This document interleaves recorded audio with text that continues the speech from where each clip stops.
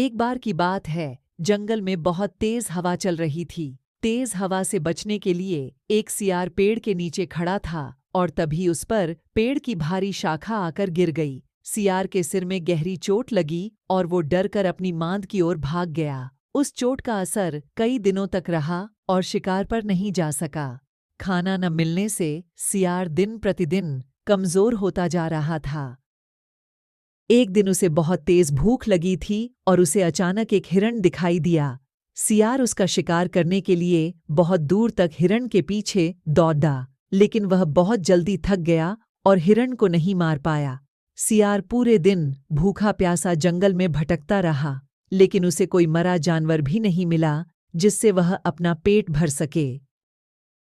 जंगल से निराश होकर सियार ने गांव की ओर जाने की ठानी। सियार को उम्मीद थी कि गांव में उसे कोई बकरी या मुर्गी का बच्चा मिल जाएगा, जिसे खाकर वह अपनी रात काट लेगा।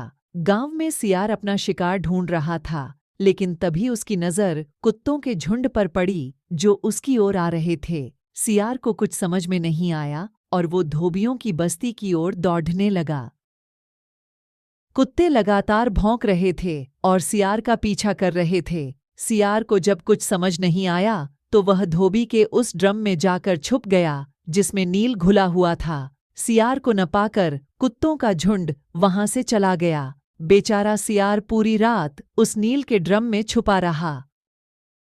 सुबह सवेरे जब वह ड्रम से बाहर आया तो उसने देखा कि उसका पूरा शरीर नीला हो गया है। सियार बहुत चालाक था। अपना रंग देखकर उसके दिमाग में एक आइडिया आया और वह वापस जंगल में आ गया।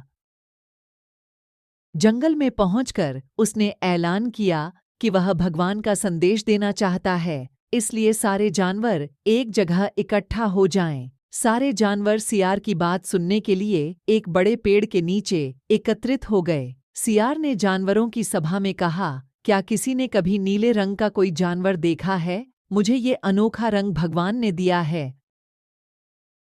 और कहा है कि तुम जंगल पर राज करो। भगवान ने मुझसे कहा है कि जंगल के जानवरों का मार्गदर्शन करने की जिम्मेदारी तुम्हारी है। सभी जानवर सियार की बात मान गए। सब एक स्वर में बोले, कहिए महाराज, क्या आदेश है? सियार ने कहा, सारे सियार जंगल से चले जाएं, क्योंकि भगवान ने कहा है कि सियारों की वजह से इस जंगल पर बहुत बड़ी आपदा आने वाली है।